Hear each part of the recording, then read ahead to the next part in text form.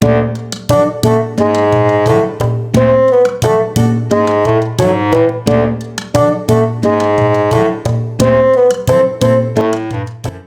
the streets of Marvellous Melbourne, more than a century ago, a humble idea was born, an idea that would travel far beyond the shores of Australia and become a household name worldwide.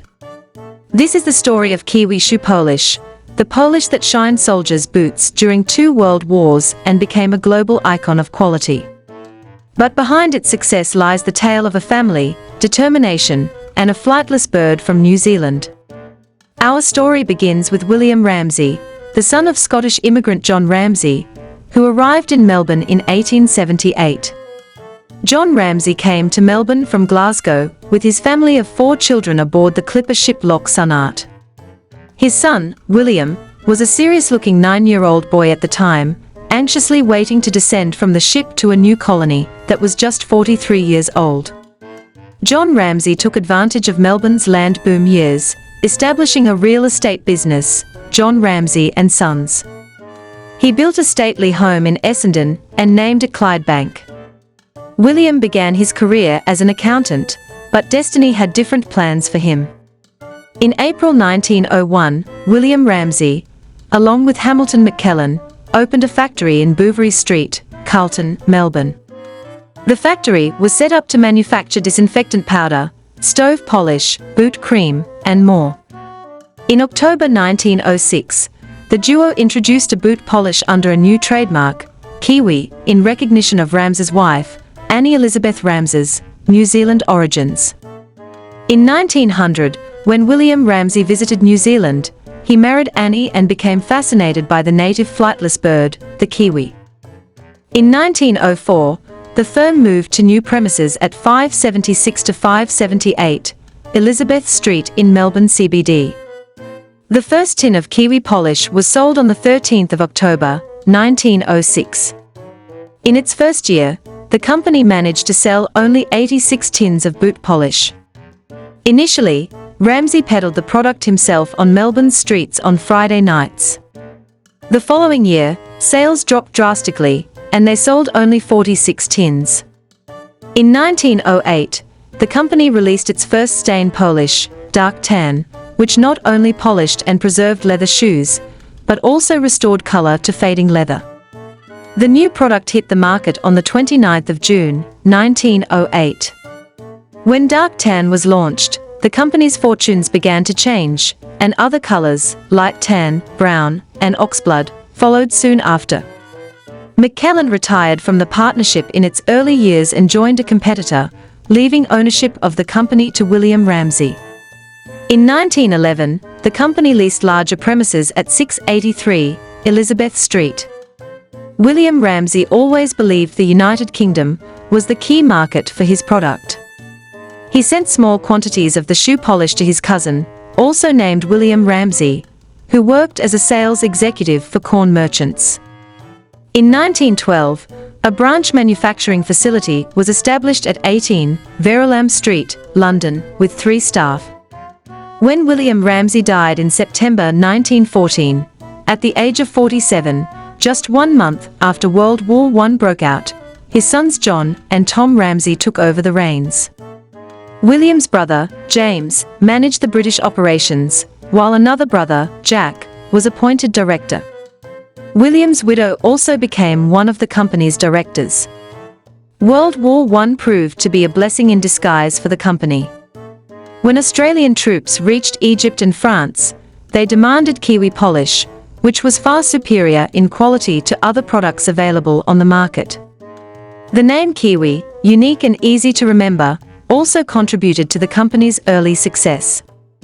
It was the first stain polish available on the market, containing a special ingredient that kept leather supple and waterproof. Between 1914 and 1924, Kiwi had built its distribution network to reach nearly 50 countries. Tom and John Ramsey gave wings to the kiwi, the strange, wingless New Zealand bird, no bigger than a hen, that miraculously lays an egg 5 times larger than a hen's egg. In January 1916, the Australian and British operations were amalgamated to form Kiwi Polish Company Party Limited, with John Ramsey as chairman. By 1917, the British Army was ordering Kiwi Polish in large quantities. Within a decade of its manufacture in Melbourne, 30 million tins had already been sold. During the early Depression years of the late 1920s, tariffs imposed by countries to protect domestic manufacturing resulted in a decline in sales for Kiwi Polish. The Ramseys overcame this by establishing factories in France and New Zealand. A factory was opened in Warsaw, Poland, in 1937. A large modern factory was built on Burnley Street in Richmond to meet the growing demand. John Ramsey died in 1924. During the Nazi invasion of Poland in 1939, Kiwi's Warsaw factory was destroyed. The factory manager, Rudolf Kulik, and his entire family were killed during the German occupation, a fact confirmed only in 1946. Kiwi's factory in Rouen, France, was also occupied by the Nazis, and under their direction, it produced Polish for German jackboots. German bombing affected Kiwi's Finchley factory in London as well. In 1944, bombs landed in the factory. One embedded 3 feet into the concrete floor, and 2 others struck the factory ends. Fortunately, none of them exploded. The first tins of Kiwi Polish reached the United States when United States Marines stationed in Shanghai returned home in the 1920s. China had been a strong market for Kiwi during those years. An article published on the 10th of June, 1950 in Smith's Weekly titled, "Inside the Ramsey Empire" noted, "There have been so many Kiwi imitators in China, that the wise Chinese now open the tin and smell the contents before buying." By the 1950s, Kiwi Polish Company Party Limited, with headquarters in Richmond, had factories in 4 other countries, Britain, France, New Zealand, and the United States, and was selling its products in about 116 countries. In 1967, Kiwi International Company Limited was formed as a new company and became publicly listed, with an issued capital of $10 million in $1 ordinary shares. In 1981, the Australian pharmaceutical company Nicholas International merged with the Ramsey family's Kiwi Polish company interests. The American-based Sarli Corporation bought Kiwi Shoe Polish Company in 1984. On April 4, 2011, Sarli sold its global shoe care business in most countries to SC Johnson. Today, Kiwi Shoe Polish is manufactured in Australia, Canada, Honduras, France, India, Indonesia, Pakistan, Peru, South Africa, Spain, and the United States. However, it is no longer an Australian-owned company. In December 2022, SC Johnson announced that it had exited the UK shoe care market, citing changes in work patterns caused by the COVID-19 pandemic and the rise of casual shoes that do not require polishing.